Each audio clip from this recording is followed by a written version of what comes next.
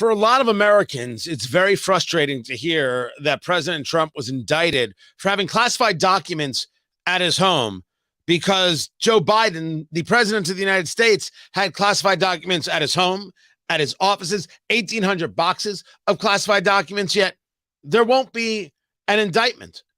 When President Trump does it, it's obstruction of justice. But when Hillary Clinton does it, well, that was then. And why are you living in the past?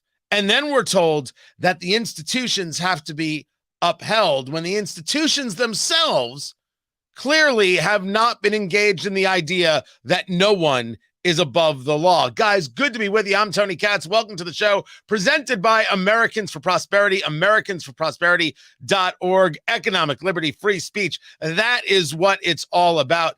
I bring in the expert, William Jacobson, Cornell law professor, the mind behind legalinsurrection.com. I said to you before we started, there is absolutely no level of wonkiness that we can't get into, because what we have to understand is what these DOJ charges are about and why they would be different in the case of Donald Trump versus Joe Biden versus Mike Pence. And then add on top of all of that, we learn about the whole FBI handing over that document, the FD 1023, which seems to show some connections to Burisma and payouts. And on that day, that's when we see the indictment. But let's start with the basics. What is this indictment on President Trump? What is it that the DOJ is saying? Well, we don't know for sure. That's the short answer. We know what Trump's attorney has said he believes is in the indictment. And there are multiple counts of obstruction of justice. There are other things that are related to his not just possession of documents, but what happened with the documents, the failure to turn them over to the Department of Justice when requested to do so. Allegedly, we suspect the charge will be lying about what was turned over, hiding documents from them. So this case is, and you know me, I'm no fan of Joe Biden, but it's not quite the same as the Joe Biden or Mike Pence cases if it is, the charges are what we think, which are obstruction of justice, not the mere possession of the documents. So obstruction of justice is supposedly one of these charges, and the other one is allegedly conspiracy. But how is it an obstruction of justice charge against President Trump for having the documents when the archives knew he had the documents, as we have been told, and they've admitted to, and a lock was actually put on the door where the documents were, put on by the Secret Service? It seems hard to get our arms around the idea of obstruction of justice when Trump was working with those who wanted access back to those documents. Well, again, we don't know what the factual basis for the charges will be, but I suspect it's not the mere possession of the documents that they're viewing as the obstruction of justice. It would be the interactions with the Department of Justice and with the FBI regarding the documents and what was done with the documents. So I don't think, again, as much as I'm a critic of Joe Biden and the double standard that absolutely applies, they're not quite the same cases if the obstruction of justice is not the possession of the documents, but what was done with them after the FBI requested their return. The whole after, you have the story, by the way, at legalinsurrection.com. Trump indicted in Mar-a-Lago case. Everybody should check out legalinsurrection.com. What was done afterwards? They weren't posted online. They weren't in the possible possession of a drug-addled son, as Hunter Biden was staying at the house in Delaware where classified documents were in the garage hanging out by the Corvette. So what is the argument here? What possibly could have been done? Well, we don't know, and that's part of the problem. The only thing we know about the indictment, frankly, is what has come from Trump on Truth Social, which is simply that he was told he's going to be indicted, and what his lawyer, Trustee, has said on TV. We don't have the actual document, so everybody's speculating now what it will be, and I think that's, part of the problem. Based on what Trustee said and what others have reported based on leaks, which may or may not be accurate, the classification of the documents is not part of the criminal charge. So again, that's another thing that distinguishes this case. They're saying that it was, again, an obstruction of justice, lying to the FBI, perhaps moving the documents to try to conceal them. Again, we don't know, but that's what's being reported. And that's a very different case than the mere possession of classified. And I know people don't want to hear that, okay? And it is absolutely true that the DOJ has been corrupt in its pursuit of Donald Trump. I mean, the federal government's law enforcement bureaucracy should not be targeting an individual and then looking for a crime that was committed. Absolutely. We should not be in the world of Beria. And for the record, I'm not asking you to tell me what I want to hear, sir. That is not why I talk to you. No, I know, but I see what's on Twitter. I see what's out there. And two things can be true at the same time, which is that the DOJ and other prosecutors at state levels have been absolutely politically corrupt in their targeting of Donald Trump. It's despicable and should be condemned. But at the same time, it can be true that Donald Trump may have handed the feds what they wanted on a silver platter. If it is true that documents were moved, there were lies about it, and I'm not saying that's true, but if that's what's reported, if that's true, he may have handed them what they were looking for on a silver platter. And so two things can be true at the same time. And even if there is evidence of obstruction of justice, that doesn't lessen the fact that the feds have been in hot pursuit of Donald Trump really since 2016, with James Comey and the FBI trying to set him up, and the Mueller investigation and everything. So two things are true, or can be true, depending what the facts end up showing. Talking to William Jacobson, Cornell law professor, the mind behind legalinsurrection.com. And don't forget to check out the foundations that he has built there regarding critical race and how education reform is done. Check it all out at legalinsurrection.com. It is absolutely possible in every single way. I don't disagree with you, but the conversation of 7 years, it's been 7 years of this clown show of going after Trump and hoping desperately that something sticks. But what people are bothered by is Biden had documents in his house. Pence had documents in his house, and I find all of it unacceptable. You're saying that the having of classified documents in one's home is not in and of itself the possibility or the probability here that the DOJ has moved forward. It's something that was done with the documents that is therefore the problem, or the aha moment, the got him moment, however you want to describe it. That's what it appears to be. Again, until we see the indictment, we don't know. But based on the comments from Trump's counsel, based on what's being reported, based on leaks by mainstream media, which may or may not be true, that appears to be the case, that it is not the mere possession of the classified documents. It may not even be the removal of them from the White House. It would be what was done with them after the FBI made the request for the return. And that's where I think this case is different. And people need to wake up to reality, okay? And people need to not stick their head in the sand. Back in March, I wrote at Legal Insurrection that put aside the Manhattan case, the Alvin Bragg case, which really is flimsy. That doesn't mean there won't be a conviction by a New York jury, but it's really flimsy and political. The Georgia investigation appears to be political. This obstruction of justice case was the risk to Trump, and it's the one people needed to worry about. And I was saying this back in March, and now it seems to be coming true, that he may have given them just what they were looking for. Now, it's very hard for people to accept this when it's very obvious that the Department of Justice has been desperately looking for something. You know, we discussed it just moments ago, and it's the idea of Leventry Beria, who ran the secret police, if you will, for I think it was Stalin. Show me the man and I'll show you the crime. Is it possible for these charges to be looked at as nothing else other than retribution? Let's go for one more thing, go for one more thing, go for one more thing.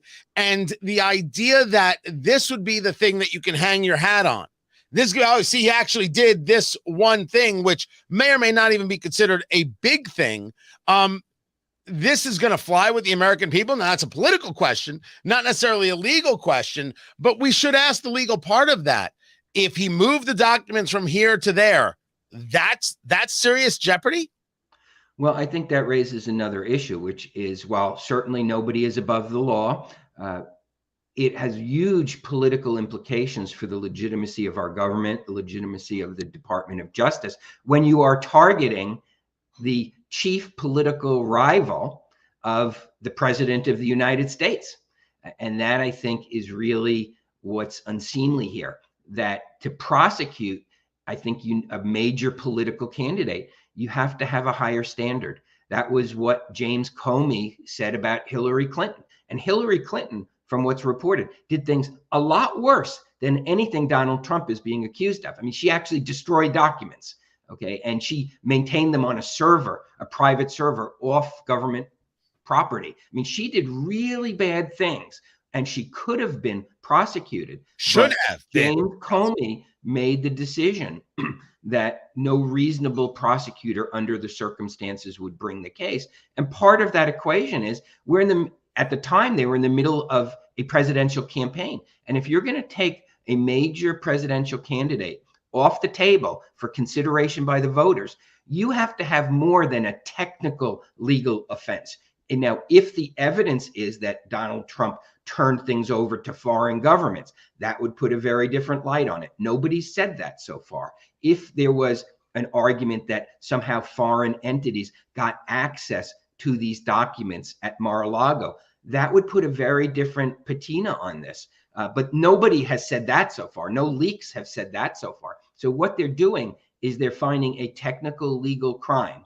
And as we know, I think there was a book written, I think it was, I forget who wrote it, 3 crimes a day, that every person in this country probably violates 3 statutes at some point in the course of your normal life. And that's really the problem here. You're taking a major political candidate out of contention by trying to prosecute and imprison him on what amount to technical legal crimes, not any real damage to the nation. And that's the problem. And I'm glad you brought it up that way, talking to William Jacobson, Cornell law professor, the mind behind legalinsurrection.com. And that's just it.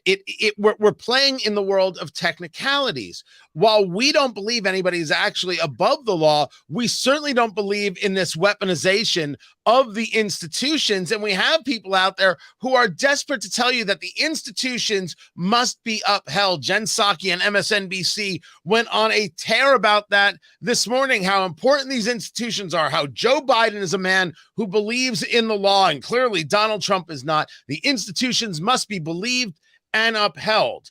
This about Trump, which I hear what you're saying. We only know Trump's side of it. We haven't been able to read the actual documentation. But based on what Trump is saying, before we get a little bit further, do you think people are blowing this out of proportion? Do they have to wait to see the everything? Or is the indictment itself enough of a, oh, holy hell, what is this again? Well, again, I think we need to wait to render a final judgment here, but it is extremely troubling given the history. This isn't something that just happened. Okay, this has been, like you said, 7 years in the making. This has been a 7-year hunt to get Donald Trump.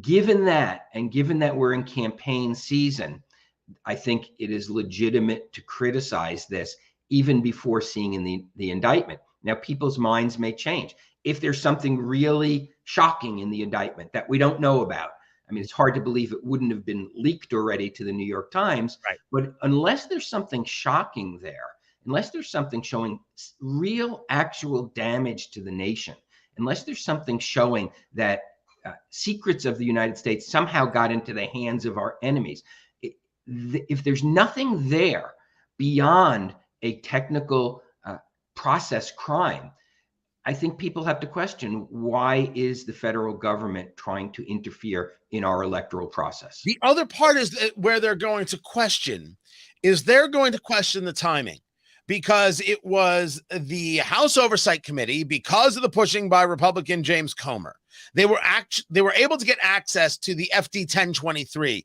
this FBI form that basically documents the investigation that took place. A confidential source, a confidential informant, high level, who stated that, well, exactly what the whistleblower said. This was a possible bribery scheme that Burisma was giving $5 million to Hunter Biden, $5 million to Joe Biden to get things done regarding a Ukrainian prosecutor while Hunter Biden was at Burisma. The only reason Hunter was at Burisma was to be able to get access to Joe Biden.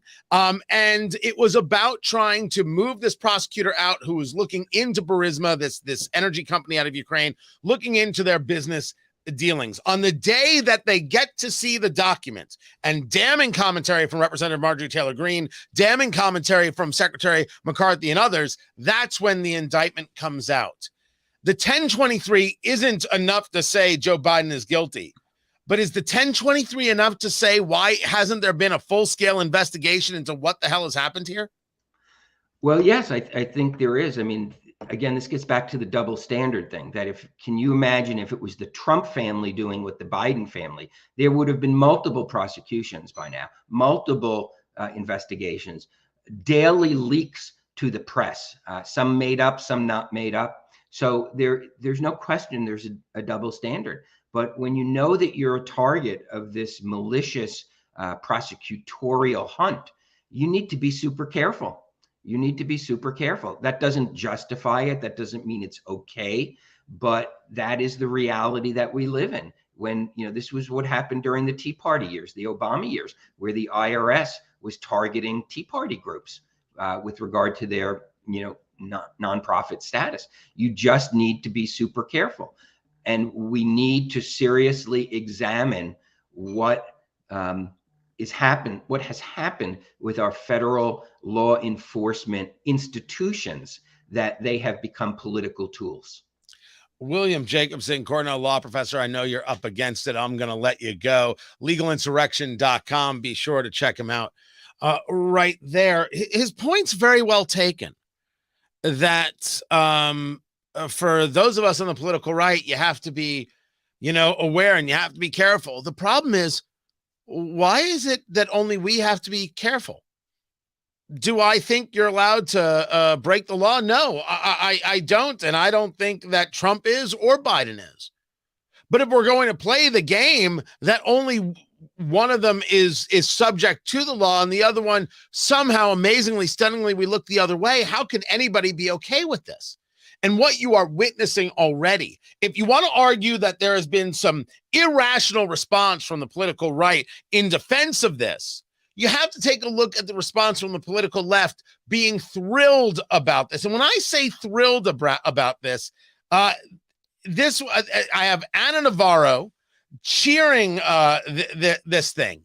Ana Navarro was out there saying, I'm gleeful that Trump will be indicted. Why?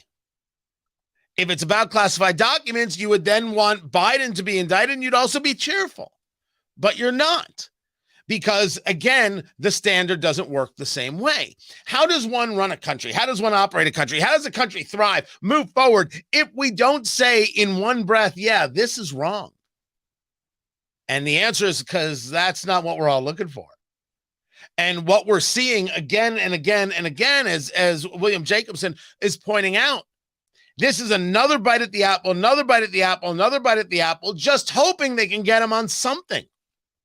It's not the way the country should work.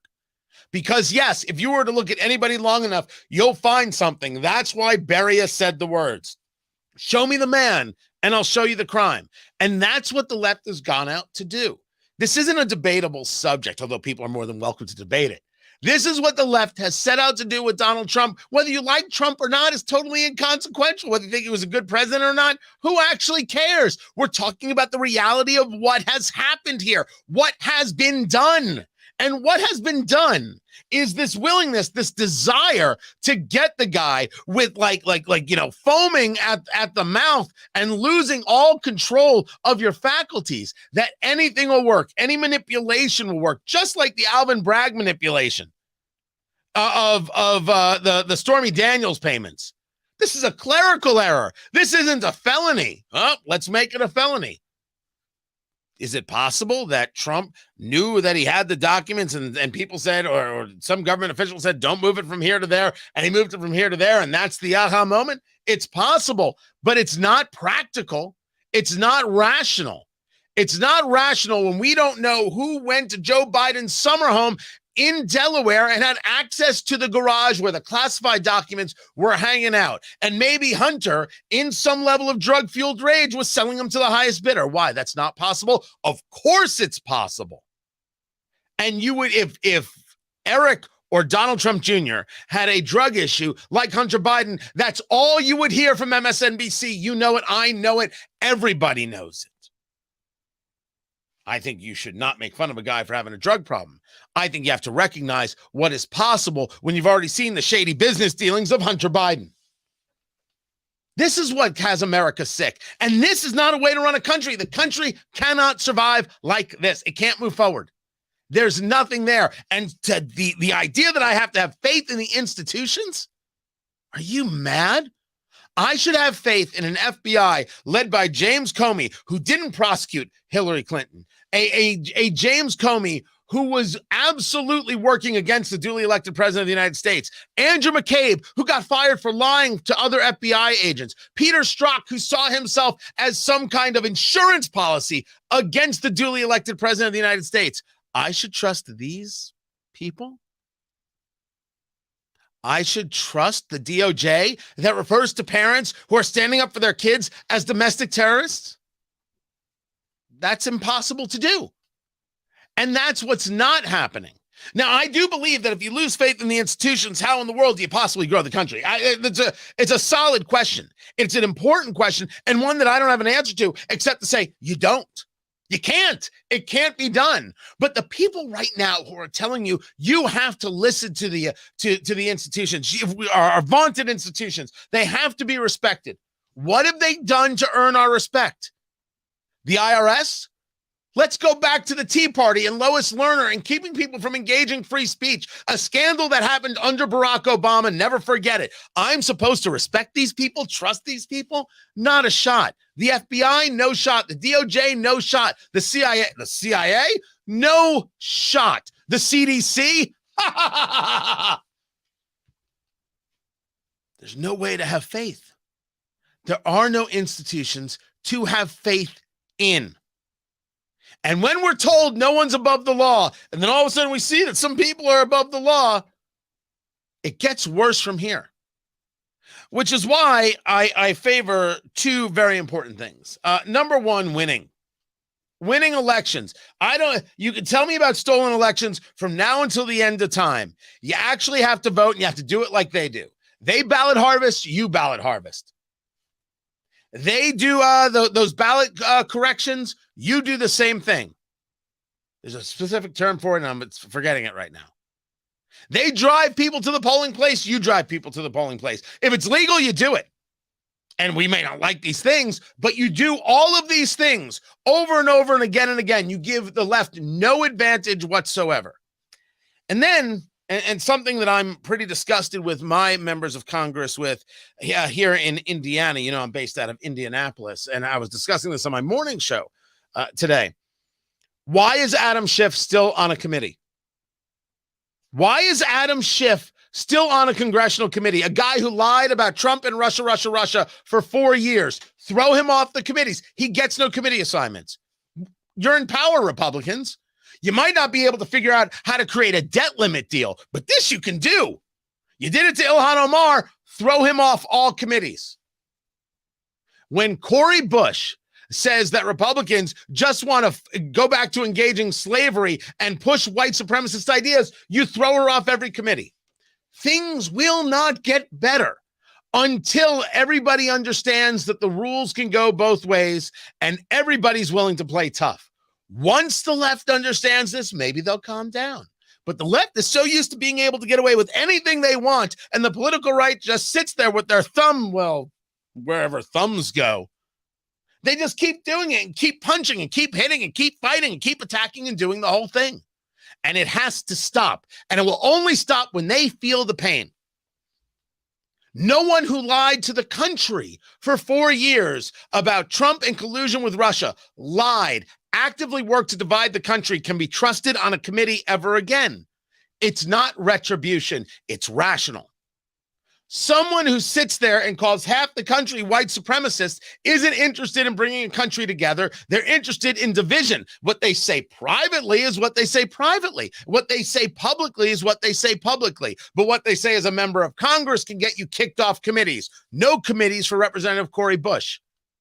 Until I see Republicans actually willing to fight, I'm going to be infuriated. And if Americans are willing to accept this double standard, then Americans are willing to accept a lot of horrific things that will mean no good things for them in their future. That's where we're at. There's no trust in the institutions. There's no faith to be had because they haven't earned it. And they're proud of not earning it. Not only are they proud of not earning it, they are desperate to not earn it.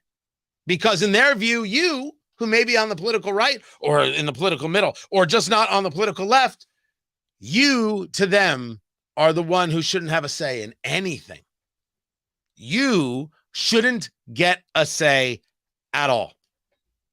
That's what they're telling you. Trump shouldn't get a fair shake at all. Trump should be victimized until we can find a way to stop him. You guys know that I'm not never Trump and I'm not only Trump. If Trump's the nominee, I'll vote for him. Somebody else the nominee, I'll vote for them. Me, I want to win.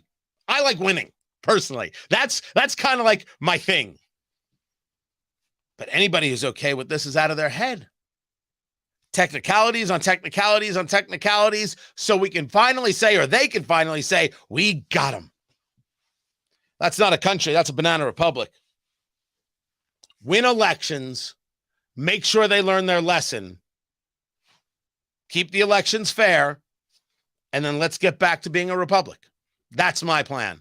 Guys, I appreciate you being here very much. Can't thank you enough. And my thanks to Americans for Prosperity for being our sponsor, americansforprosperity.org, economic liberty and free speech. That is where it's at. I will catch you maybe tomorrow. Maybe tomorrow, everyone. Take care.